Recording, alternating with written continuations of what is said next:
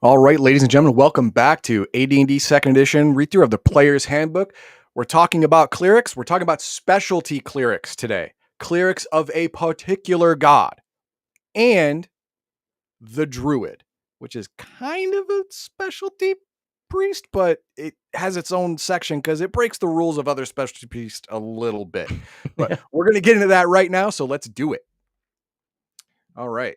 Priest of a specific method. In the simplest version of the AD&D game, clerics serve religions that are generally described as good or evil. Nothing more needs to be said about it. The game will play perfectly well. That's usually what I do. However, a DM who has taken the time to create a detailed campaign world has often spent some of that time devising elaborate pantheons, either unique creations or adaptations from history or literature. If the option is open and your DM can decide, you may want your character to adhere to a particular mythos, taking advantage of the detail and color your DM has provided. If your character follows a particular mythos, expect him to have ability spells and restrictions different from the generic cleric. Priesthood in any of these mythos must be defined in 5 categories: requirements, weapons allowed, spells allowed, granted powers, and ethos. Requirement. Before a character can become a priest of a particular mythos, certain requirements must be met. These usually involve minimum ability scores and mandatory alignments. All priests, regardless of mythos, must have a wisdom score of at least 9 to be a priest. Beyond this, your DM can set other requirements as needed. A god of battle, for example, should require strong, healthy priests. Strength 13, Constitution 12. Those Hear our who young men. Exactly. Those whose sphere is art and beauty should demand high wisdom and charisma. Most deities demand a specific type of behavior from their followers, and this will dictate alignment choices. Like if you are hitch your wagon to a god of judgment or god of the scales or whatever, you can't be a chaotic alignment. That would be a common thing. Weapons allowed. Not all mythoi are opposed to the shedding of blood. Indeed, some require their priests to use swords, spears, and other specific weapons. A war deity, for example, might allow his priests to fight with spears or swords. An agricultural deity might emphasize weapons derived from farm implements, sickles and bills, for example. A deity of peace and harmony might grant only the simplest and least harmful of weapons, lassos and nets. Given below are some suggested weapons, but many more are possible: agricultural god, earth god, nature god, ocean god, peace god, strength god, thunder god, war god, wind, whatever. Hey, All of guess these what are weapons you don't find in the player's handbook, at least not statistical write-ups for them. nets. Nets and lassos. Yeah. Ask me how I know. Because you played, I because played a- yeah. I played a you priest of played that. Lyra, and I couldn't use a real weapon. So yeah. Yeah. So there is your lasso. Of course, there are many other reasons a deity might be associated with a particular weapon or group of weapons. It could be part of their lore, could be, their favorite weapon. So it's got to be your favorite weapon, stuff like that. All kinds of reasons. It all depends on the DM and the god you're using. Spells allowed. A priest of a particular mythos is allowed to cast the spells from a few related spheres. The priest deity will have major and minor accesses to certain spheres, and this determines the spells available to the priest. The 16 spheres of influence are defined in the following paragraphs. We already know that. A priest whose deity grants major access to a sphere can choose from any spell within that sphere, any level, doesn't matter. As long as you can cast it. While one allowed only minor access, you can only get levels 1 through 3 from that sphere. No matter what level you are, even if you're higher, can't do it. The combination of major and minor accesses to spheres results in a wide variation in the spells available to priests who worship different deities. And I'm not going to go over all the 16 spheres. That's not something I want to do today. Then we get to granted powers. This is the mea culpa for shrinking your spell list quite a bit. Mm-hmm.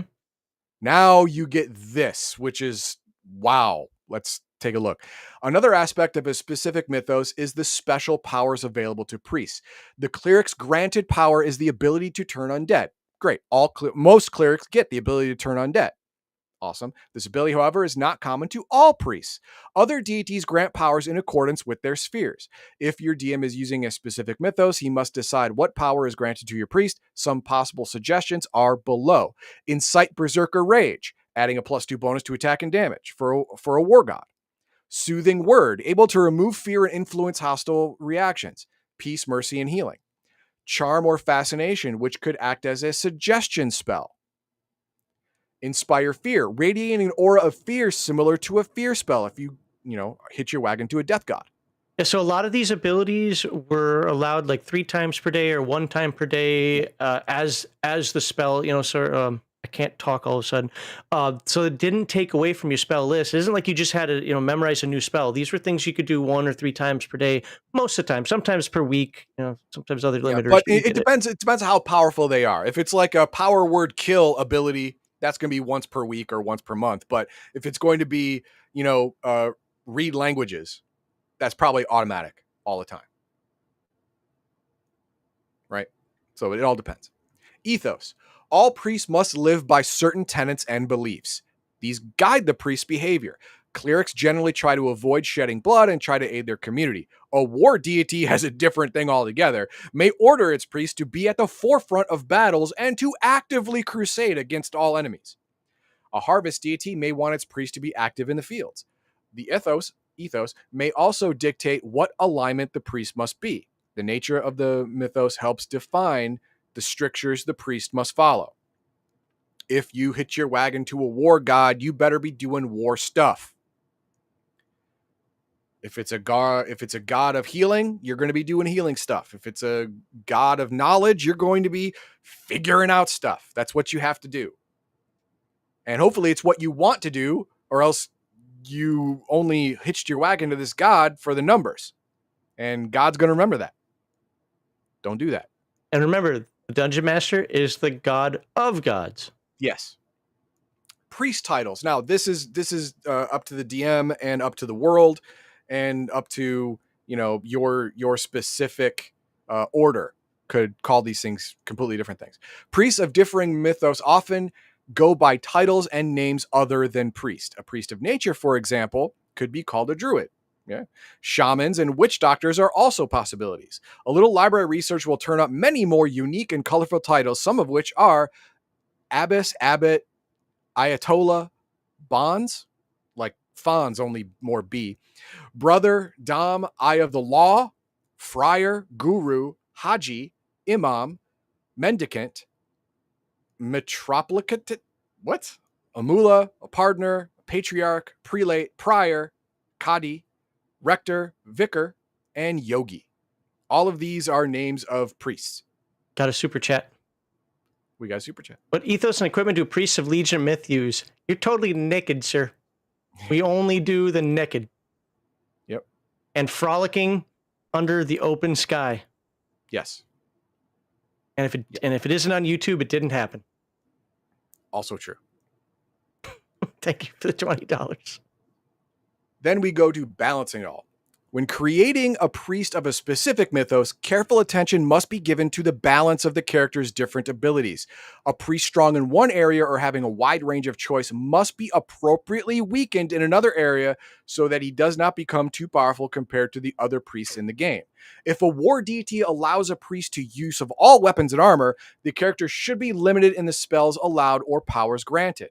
At the other extreme, a character who follows a deity of peace should have significant spells and granted powers to make up for his extremely limited or maybe even non-existent choice of weapons. A druid, for example, has more granted powers than a normal cleric to compensate for the limited armor and spell selection. And speaking of druid, let's hit that right now. A druid, a specialty priest, has ability requirements of a wisdom of at least 12 and a charisma of at least 15.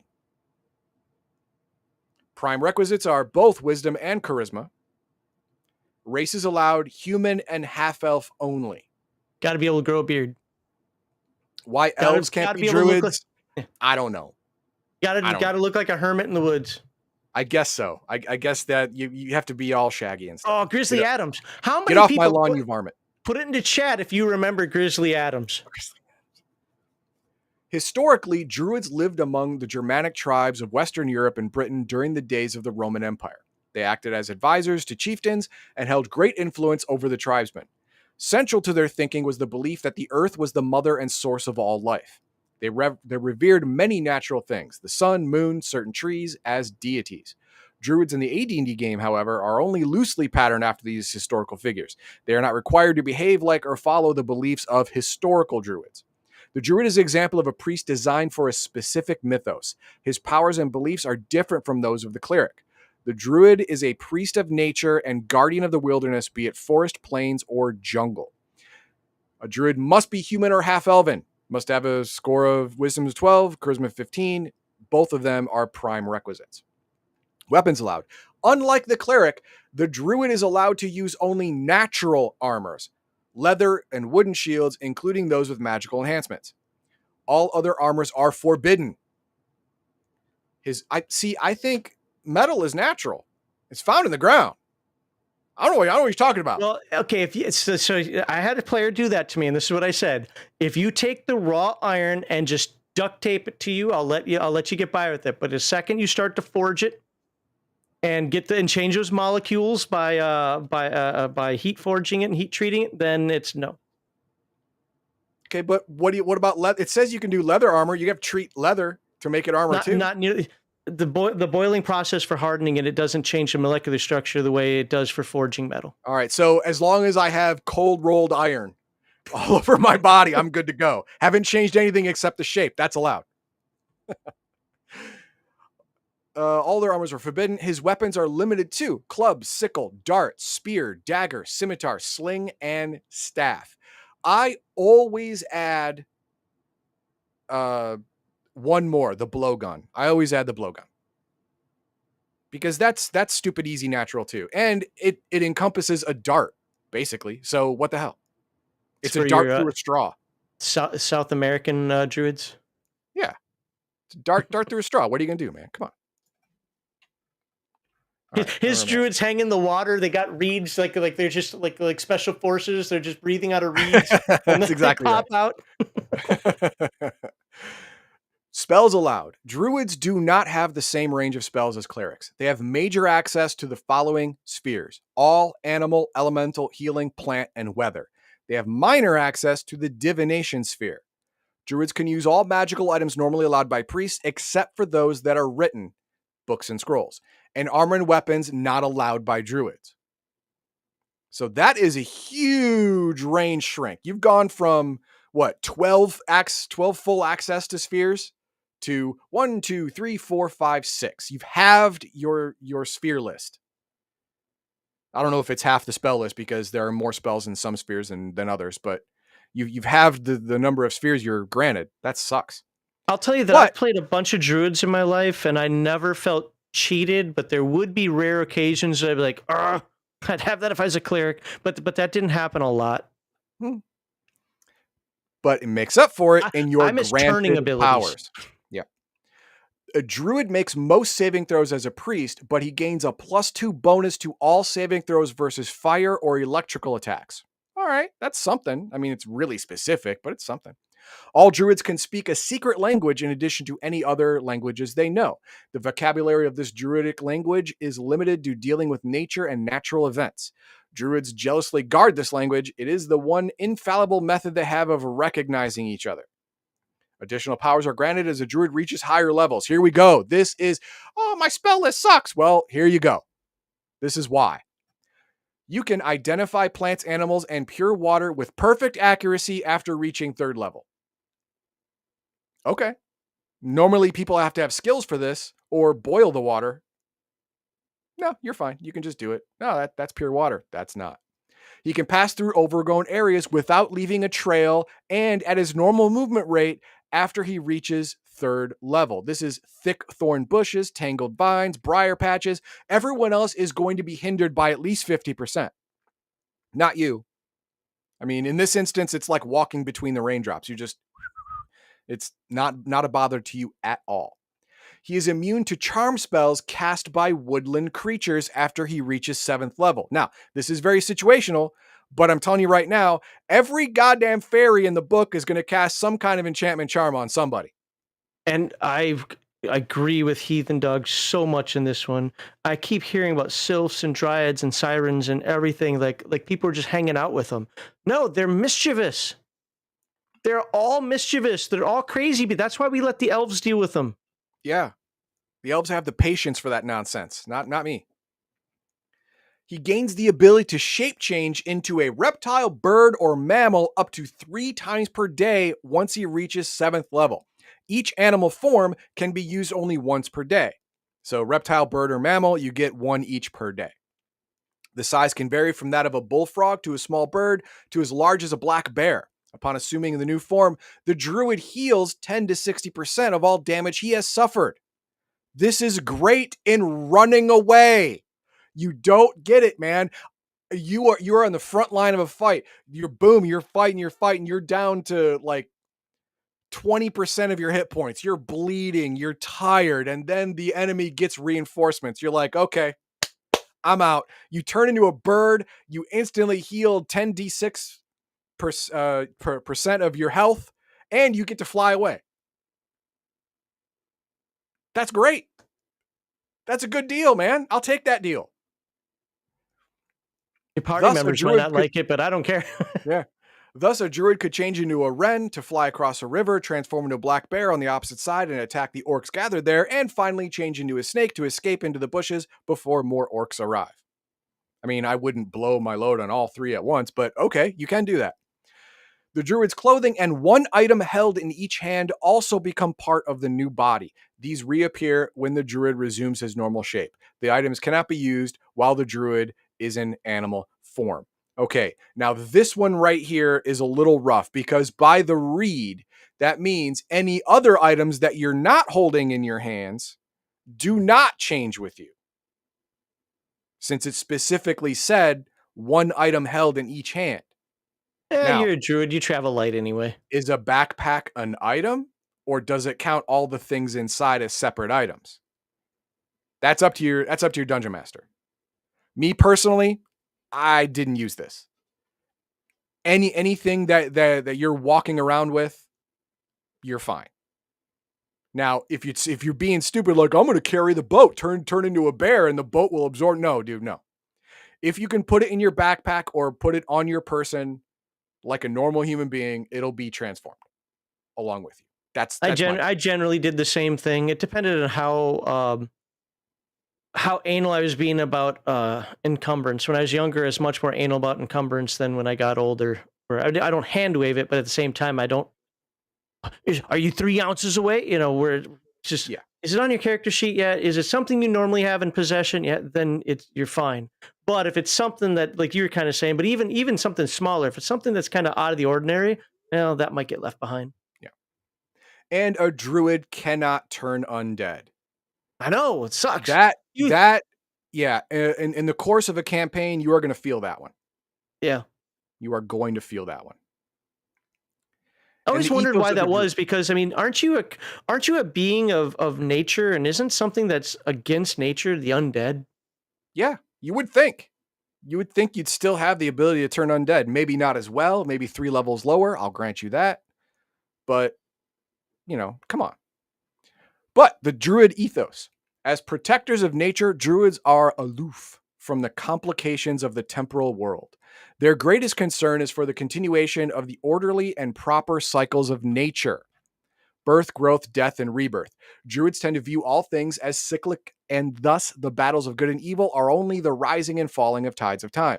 Only when the cycle and balance are disrupted does the druid become concerned. Given this view of things, the druid must be neutral in alignment. Now,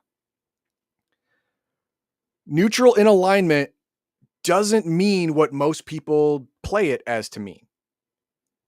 Neutral in alignment, especially in this instance where the balance must be preserved, doesn't mean balance in every damn thing. You pick steak over pork, and I've literally seen this happen. Yes.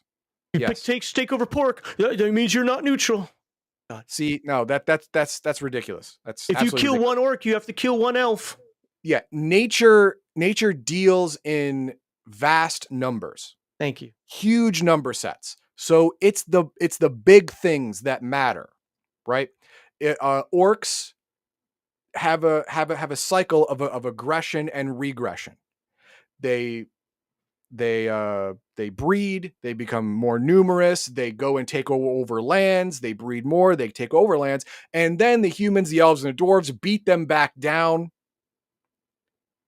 to where they were when they started. And then the cycle starts over again. That is natural. That is the natural course for the orc evolution. The druid will have no problem fighting orcs in that instance. By the way, if Now, there's one thing about the Druid's Handbook that is absolutely fantastic, is its dissertation on the true neutral alignment. It yeah, is that is look, I don't like pirating, but at the same time, if there's one part, go pirate that little section from the Druid's Handbook on the true neutral alignment. It is absolutely a fantastic read. yep. Now, the opposite is also true. After the orcs have been beat down to their pre-aggression levels, a druid will not go in there to finish them off, to completely exterminate them. Because again, that goes against the natural cycle. You can make that argument. And the druid would make arguments like that. Like there can be no good without evil, but sometimes evil is ascendant and sometimes good is ascendant. Fighting to change that balance is not bad. That balance has to change. It has to come, ebb and flow. So taking a stand against one or the other does not break your true neutral alignment. Now, if you were to make sure that evil was ascendant all the time or good was ascendant all the time, that would break your alignment, because that's outside of nature. That's not how the natural world works. Okay, let's move on. Druids tend to view all things as blah, blah. Druids are charged with protecting the wilderness, in particular trees, wild plants, wild animals, and crops. By association, they are also responsible for their followers and their animals. Druids recognize that all creatures, including humans, need food, shelter, and protection from harm. Hunting and farming and cutting lumber for homes are logical and necessary parts of the natural cycle. However, Druids do not tolerate unnecessary destruction or exploitation of nature for profit. Think about it like this: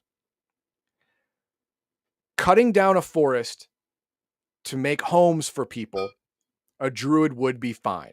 As long as you didn't take the entire forest, it would be fine. But clearing out an entire forest to create a mining operation would send the druid into a tizzy. Come on, do it right. It's a parking lot. And let's see. Hunting, killing bison, only enough to feed your particular community, and of course using the hide and the bones and whatever in other things. Druids, no problem with that. Completely fine. But I really, someone should pray to you, for you, if a druid finds 100 bison just skinned and Yeah, everything else poaching. left to rot in the sun. Yep. Elephant That, poaching for the ivory. yeah, druids are going to find you, and they're going to teach you where you went wrong in life. Remember, he might be the Mistletoe. elephant. Yeah, he might be the elephant. That's right. Mistletoe is an important holy symbol to druids, and it is a necessary part of some spells requiring a holy symbol. You need mistletoe. To be fully effective, the mistletoe must be gathered by the light of the full moon using a golden or silver sickle specially made for this purpose. Mistletoe gathered by any other means halves the effectiveness of a given spell it's used in if it causes damage or has area effect, and grants a +2 bonus to the saving throw when applicable. I'm So not yeah, gonna lie, I completely forgot about that one, but I remember always having that dumb sickle in my character sheet and like, yep. Why why? do I have Why? this? And I just completely Now you forgot know. about that. Now you know. Druids as a class do not dwell permanently in castles, cities, or towns. All druids prefer to live in sacred groves where they build a small sod, log, or stone cottage. Now, here's the bigger rub of the druidic is the organization. This will actually take away player agency. Normally, I'm all about that. I love it. Screw your agency. But this one, I think, goes a little too far. That's why I don't like playing druids. Druids have a worldwide structure. At their upper levels, 12th and above, only a few druids can hold each level. Yes, even if you have the experience points, you have to jump through hoops before you gain a level. At 12th level, the druid character acquires the official title of druid. All druids below that level are considered initiates. There can only be 9 12th level druids in any geographic region.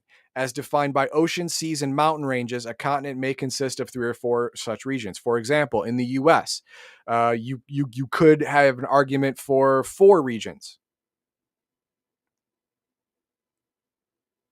So you put west of the Rockies, up to the Mississippi, and then north and Yep. south. Yeah. Something Yep. like, or use Appalachians as an example. Yeah, you could use the Appalachians too. Like that's why I said, 4. You could have 5 too. I mean, you could argue for 5, but at least 4.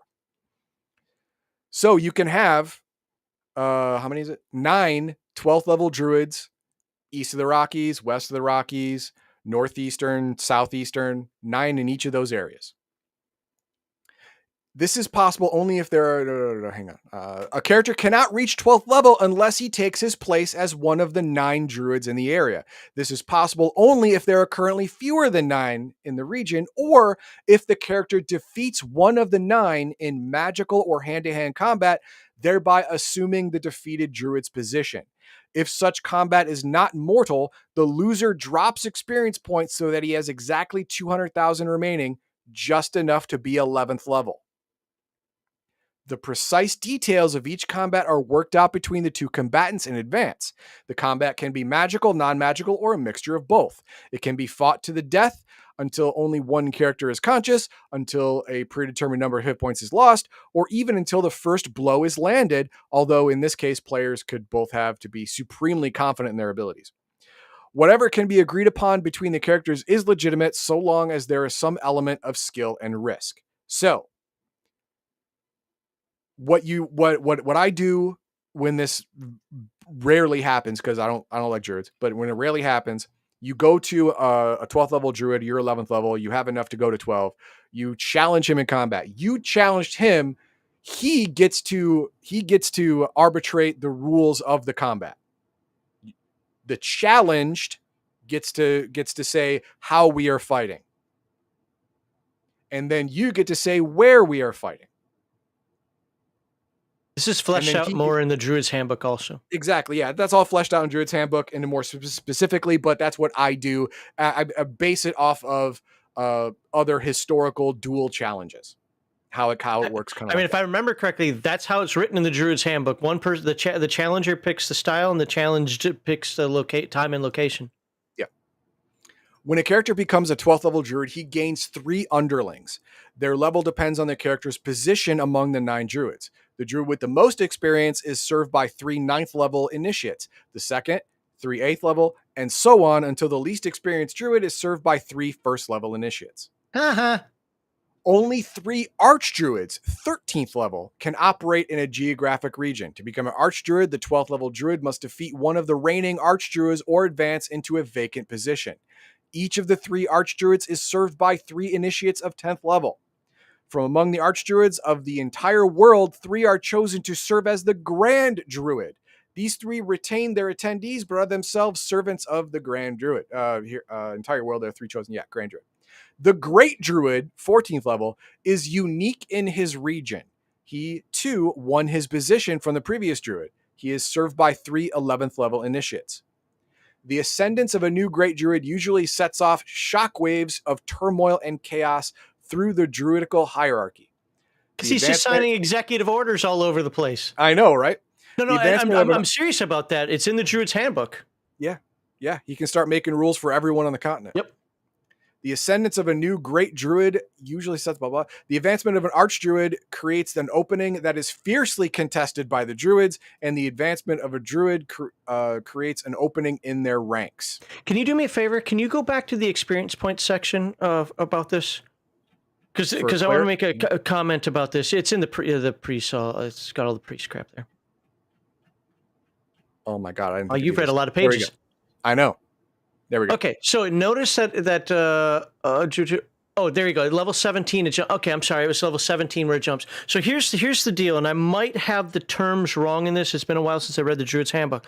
The problem with being the Great Druid or the Hierophant Druid, and I forget which one it is. It's one of those two, and I want to say it's whatever one's at 17th level because those experience points are low. Is the fact that you are a political person. If you are not into domain play, it is a horrible level for you because you are an administrator, an advisor. You're not doing any of the cool adventuring stuff. And again, the Druid's Handbook dives into this more. I don't agree with Heathen Dog. I actually like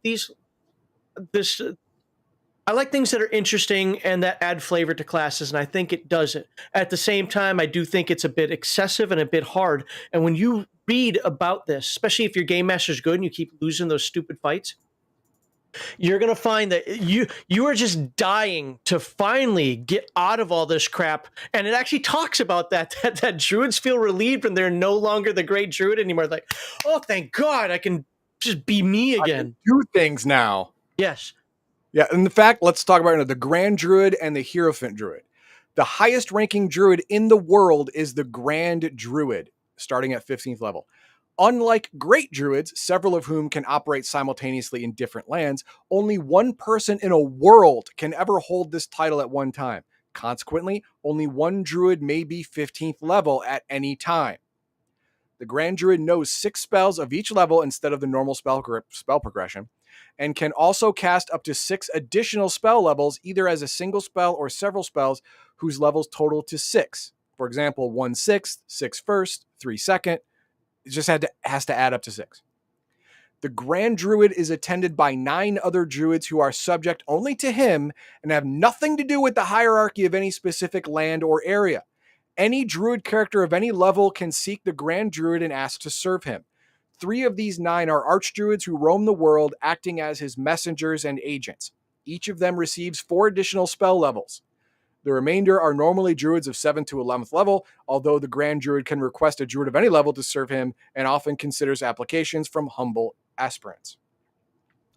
The position of Grand Druid is not won through combat. Instead, the Grand Druid selects his successor from the acting Great Druids.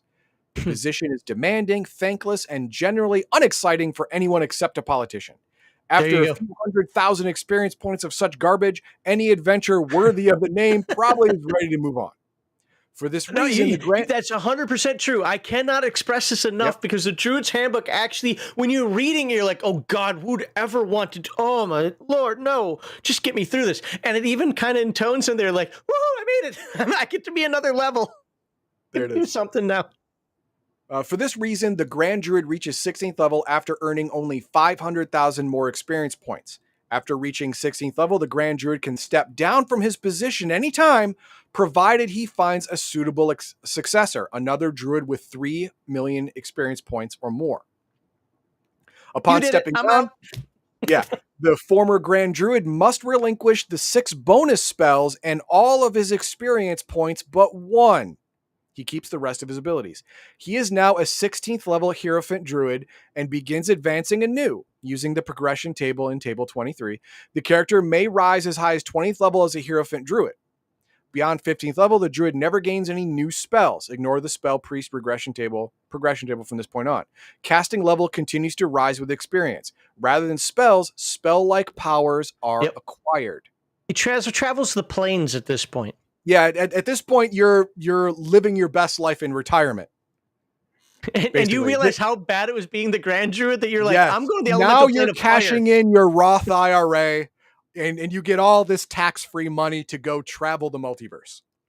Starting at 16th level, the Hierophant Druid gains 4 powers: immunity to natural poisons, vigorous health for a person of his age. You are no longer subject to ability score adjustments for aging. You will age and you will die, but you will never be weaker or dumber for it. Well, any more than you might already be. The ability to alter his appearance at will. Appearance alteration is accomplished in 1 round. A height and weight increase of 50% is possible with an apparent age from childhood to extreme old age. Body and facial features can resemble any human or humanoid creature. This alteration is not magical, so it cannot be detected by any means short of a true seeing spell. You're actually changing the way your bone structure is underneath your skin. Now, And what does it spells hurt? don't exist in my world? Yeah. Does it hurt? I would think so, but maybe not. At 17th level, the character gains the biological ability to hibernate. His body functions slow to the point where the character may appear dead to a casual observer. Aging ceases. The character is completely unconscious during hibernation. He awakens at either a predetermined time or when there is a significant change in his environment. A 17th level Hierophant Druid can also enter the elemental plane of Earth at will. The transference takes 1 round to complete. The ability also provides the mean to survive on that plane, move around, and return to the prime material at will. What's cool about that is, how do you normally get to the elemental plane of Earth? Don't you have to go through the astral plane? Ethereal. Ethereal plane, and then you have to find a color pool or whatever, go in there, and then Color pools are astral again, but you got the idea. It's like you have this process, you have to deal with the undead and then whatever else might be hiding. You're just like, nope, I'm out. And then if you're somehow there in your real body, you better have a couple of spells to not suffocate it instantly. Yeah. But yeah, if you're a 7th level druid, doesn't matter. It's home. 18th level, plane of fire. 19th level, plane of water. 20th level, plane of air. A 20th level druid can go so many different places. Oh God. That's just amazing. There's stuff that so question for you, and I'm asking this intentionally just to kind of spur some conversation on. Second edition doesn't dive into it as much as first edition did. Well, until Planescape, but we all know that's garbage. Yeah, hot take, but I don't care. It's true. But what about the quasi-elemental and para-elemental planes like smoke, ash, and so forth? It doesn't say that specifically for them. It doesn't. But second edition didn't deal with that a lot.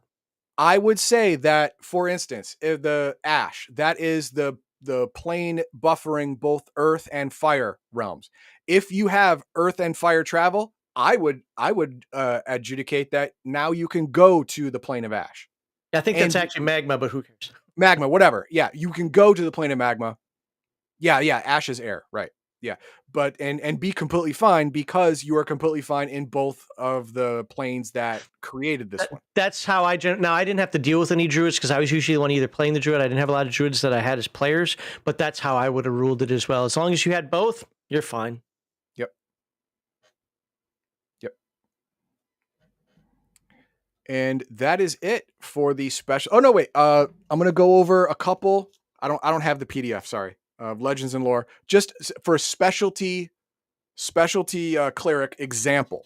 Can you look up one other thing while you're in there, because it came up in chat? This is the book that people were saying that they think that the spell limitations by god power came from. So demigod versus lesser god versus all right, let's take a look. Greater god and so forth. Greater god, intermediate god, demigod. Okay, let's see here. Multitask, avatars, define ascension, blah blah blah. Abbreviations.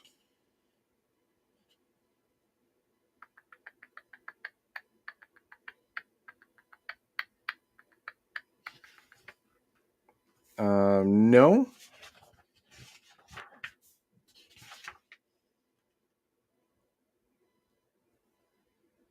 No, it talks about God's abilities depending on their stature, demi, lesser, intermediate, and greater. Mm-hmm. But it doesn't. Oh, granted abilities. Here we go. Granted abilities. Greater gods, granted abilities. A greater god can grant any power or spell of any level to his or her priests. It is through this ability that deities give priests and paladins their magical powers. Lesser gods. Granted abilities. Lesser gods can grant their worshippers any power that does not exceed their own powers or spell of up to 6th level. Okay. There we go. I never used that. Demigods can grant any power or spell of up to 5th level to their worshippers and priests. So yes, if the lower they are, the harder it is. Intermediate gods can grant any power that does not exceed their own or spell of any level to priests. Like the greater gods, they use this power to give spells to their priests. Yeah, so greater or intermediate gods, they pretty much can grant any priest whatever they want. Yeah, but If you're I'll be honest with you. lesser god or a I don't demigod. like that rule. If you're I as long understand. as you're following a god, I don't like when people follow like elementals or angels or divas or whatever. But if you're Yeah. following a god, you get spells up to 7th level. That's the whole point of being a cleric, is to follow god or pantheon and get the spells. Like, Fair enough. if somebody wants to add that nuance to their game, I'm not mad at them or anything. I just don't think that. No, I would All never right, use. hang on. Let's go here. What mythos do you want? American Indian, Arthurian legend, Aztec, Celtic, Chinese, Egyptian, Greek, Indian, Japanese, or New Houghton, New Owen, Newton? I want you to try to pronounce those Japanese gods. Oh, you're a dick. All right. All right, here we go. Amaterasu. Hey, there you go. There you go. Duties of the priesthood. Priests of Amaterasu must dedicate themselves to the emperor and follow his every command. If they ever form an alliance with an enemy of the emperor's, they immediately and irrevocably lose all their powers. Requirements. Ability score standard. Alignment, any lawful. Weapon, spear, lance, or mace. Armor, any. Spells, spheres. All astral, charm, creation, divination, elemental, healing, protection, and sun. All of those are major. Granted abilities. At 3rd level, you get to cast the light spell once per day. At 10th level, you can fly at will, movement rate 15 once per day. And you can turn undead. It doesn't have sunray or sunbeam or whatever. Well, yeah, no. But you have the sphere of the sun. So you get all for the some fiery reason stuff. I thought she gave it extra either sunray or gave it as a granted ability. I might be thinking of a different god. Susano, maybe. Priests of Susano or Susano must always weather fierce storms outside of shelter. Because you're the god of thunder and lightning and crap. Despite they tend to be moody, unpredictable, and unreliable. Okay. Despite these handicaps, they often find temporary work with farmers using their weather controlling abilities to safeguard crops, usually for a good price. Or really bad attitude. Yeah. Ability, standard. Alignment, any chaotic. Weapon, spear, polearm, bow and arrow. Bow and arrow. A priest. Bow and arrow. Armor, E. Well, it is Japan. Armor is E. Is that like natural hide? I know A is everything. E is E is nothing. may only wear magical armor. Oh, well. That's E. Wow. Okay. All right. Only magical armor. Other than that, you're fighting in the buff. Spells. All combat, creation, divination, elemental, sun, weather. Granted abilities. At 10th level, you can quiet storm. That reduce winds by 10 miles per hour per level. That's 100 miles per hour when you get it because you're level 10. And the amount of rain by 1 inch per level. So that's 10 inches at level 10. So yeah, I understand why if the hurricane season comes along or typhoon. There you go. Yeah, typhoon season comes along, you're gonna send out Susano's avatar or whatever, Susano's priest. Make that all stop. Like, all right. After living on Okinawa, I can tell you that's real. That's real. Okay, so that is an example of specialty priests in the Legends and Lore book. If you don't want to make up your own ethos, just use these. Yeah, you can change the names if you want. That's fine. And everything's all written up for you already. It's all balance tested as much as anything can be. So there you go. My only heartburn is when people mix and match. Yeah. You don't. It gets confusing. Yeah. Number one, number two, people. Right, and people are trying to find which number is better. Do I want this god award, that god award? Just pick a pantheon and go with it. Yeah. All right, and that's it. So what do we have for chat? All right, I start a few things here, going all the way back. All the way back. We read that super chat. I know that. Okay, so we go back to the question about Okay. Apparently, priests were from Forgotten Realms. Well, I'm sorry, but was an ancient Mesopotamian city, so I didn't know that it was from Forgotten Realms. Well, Forgotten Realms doesn't have everything. Kinda, to some degree. Yeah. Like I was trying to look for my Old Ones book over there to see if it was in that one, but I couldn't quickly find the Old Ones book, and it was ripping my headsets off. So, but yeah. And then Killraven says, I don't recall Priest being a thing until 3rd edition, which would make sense as to why I had no clue about it, because I don't play WotC editions of He's Dungeons. not in here. I'll tell you that much. Clicky. We read that super chat. There we go. This has always been a funny one for me as well. Scimitar is okay. Longsword is not. Hey, buddy. Let me check the curvature of that blade. And for sports fans out there, I don't know how many of you are, but I got the reference. It's like the George Brett Pine Tar rule.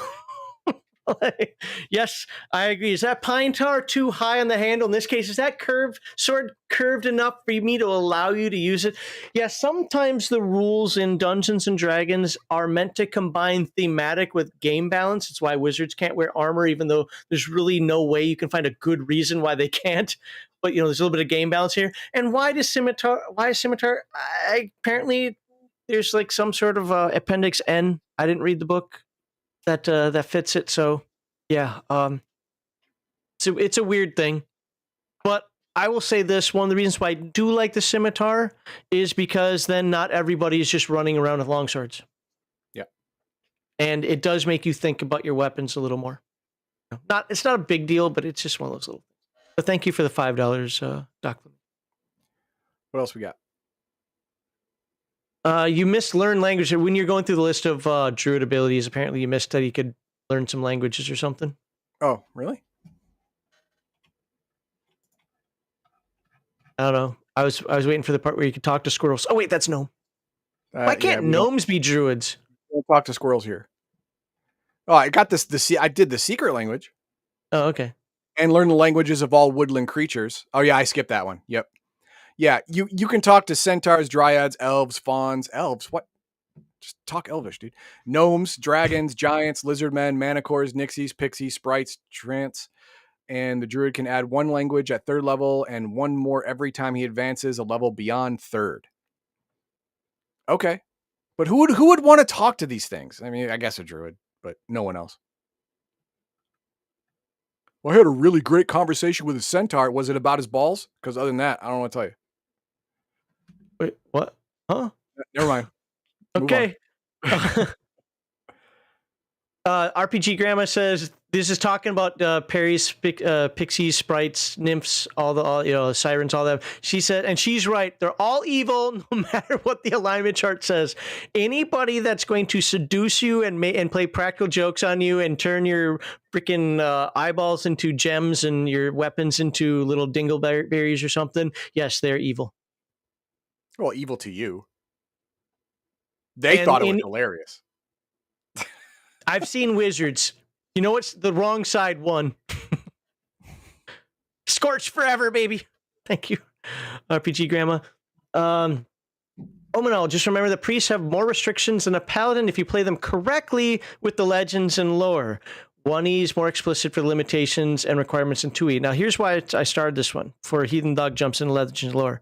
I just want to remind folks that while this is true, and this is the type of comment I would probably make as well, I want to just be very clear to people out there, we are only covering what is in the core book. So out of the core book, this isn't true, but yes, once you start adding in Legends Lore, the Priest's Handbook, and maybe the Druid's Handbook, some other stuff that might be absolutely reasonable, viable, and perfect for your game, then you can actually have more limitations, more powers, and more character within the classes. I agree. Okay. I didn't know if you wanted to say anything with Legends and Lore stuff. I rarely ever use Legends and Lore. I don't know why. I either use Kryn gods or Forgotten Realms gods. I understand. And Per says, where's the 4th power? Now, when you went to the powers for, I think it's 16th or 17th level, he said something like there are 4 powers there, and yeah, there are only 3 bullets. Oh, wow. Oh, I guess you're right. I'm sorry. 3 powers. Well, it does say in the text right there. It does say 4. It does say 4 powers, but you're right. I only see 3. Stop trying to be an editor. We're just reading the book.